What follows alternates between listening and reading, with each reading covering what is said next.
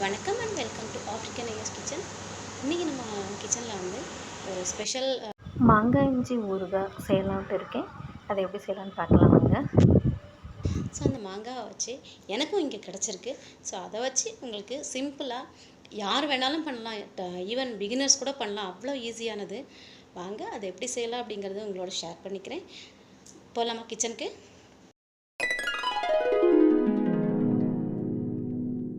As usual morning பூஜையை முடிச்சுட்டு தென்னங்குளத்தை வரைக்கும் ஊற்றியாச்சு. அதுக்கப்புறம் ரொட்டீனை சாய் பவுடர், சாய் காஃபி இதெல்லாம் போட்டுட்டு இன்றைக்கி வெண்ணெய் காய்ச்சலான்ட்டு இருக்கேன். அதையும் இன்னொரு வீடியோவில் அப்லோட் பண்ணுறேன். இப்போ வந்து ஜஸ்ட்டு ஆடை எல்லாம் கலெக்ட் பண்ணி வச்சுருக்கேன். அதுலேருந்து எப்படி வெண்ணெய் எடுக்கிறது, அது நெய் உருக்கிறது அப்படிங்கிறதும் உங்களுக்கு வந்து இன்னொரு வீடியோவில் காட்டுறேன். இன்றைக்கி வந்து மாங்காய் இஞ்சி ஊறுகாய் போடலாம் அப்படின்ட்டு இருக்கேன்.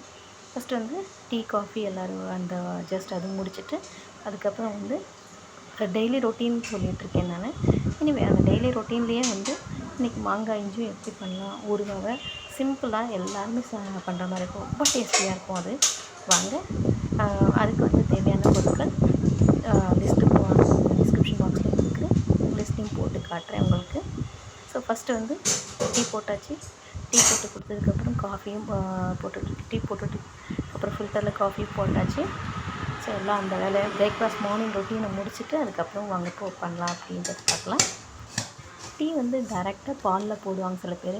ஆனால் நான் வந்து டீ பொடியை நல்லா கொதிக்க வச்சுட்டு ஏலக்காய், இஞ்சி அதெல்லாம் தட்டி போட்டு அப்புறம் தான் போடுவேன். ஸோ காஃபி ஃபில்டரும் இறங்கிடுச்சு. காஃபி போட்டு ஃபஸ்ட்டு காஃபி குடிச்சிட்டு வரேன். அதுக்கப்புறம் பார்க்கலாம்.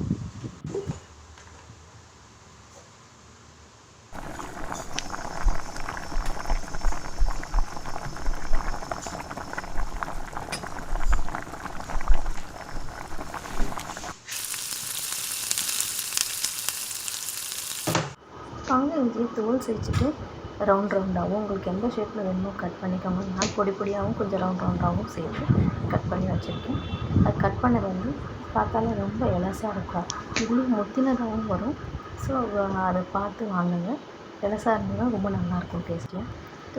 தோல் சேர்த்துட்டு இதை தூக்கி எறியாமல் நம்ம சுடுகளுக்கும் போட்டுக்கலாம். இதோட வேறு என்னென்ன வேணுங்கிறது பார்க்கலாங்க. லெமன், பச்சை மிளகாய், லெமன் ஜூஸ் 2 லெமன் எடுத்திருக்கேன், பச்சை மிளகாய், பெருங்காயம், கல்லுப்பு போட்டு செஞ்சால் ரொம்ப நல்லாயிருக்கும். கல்லுப்பு,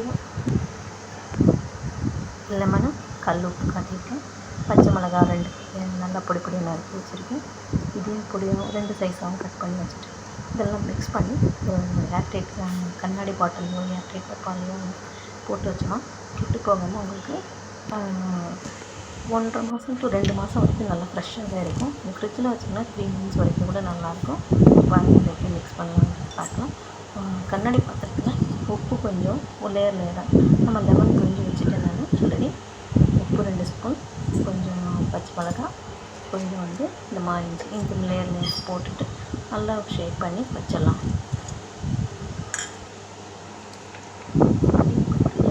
எவ்வளோ குவான்டிட்டி போடுறது வச்சாலும் மாற்றி கொஞ்சம் உப்பு, கொஞ்சம் லெமன் ஜூஸ், கொஞ்சம் பச்சை மிளகாய், கொஞ்சம் கட் பண்ணி மாங்காய் லேயராக நீர் போட்டு அப்படியே பாட்டில் வந்து ஒரு 2-3 நாளைக்கு வெயில் வச்சுருங்க. இடம் வெயில் இருக்கும் இல்லையா, மார்னிங் ஜன்னலில் வச்சுட்டு கிச்சன் ஜன்னலில் வச்சுட்டிங்கன்னா உங்களுக்கு வந்து கெட்டு போகாது. அதுவே ப்ரிசர்வேட்டிவ். ஏன்னா லெமன் போட்டிருக்கோம், கல்லுப்பு போட்டிருக்கோம், ப்ளஸ் பச்சை மிளகாய், இதெல்லாம் வந்து மோர் சாதத்தை தொட்டு அவ்வளோ நல்லாயிருக்கும். எக்ஸலண்ட்டாக இருக்கும். நீங்கள் எதுக்கு வேணாலும் அட்டாக் பண்ணி சாப்பிட்றதுக்கு.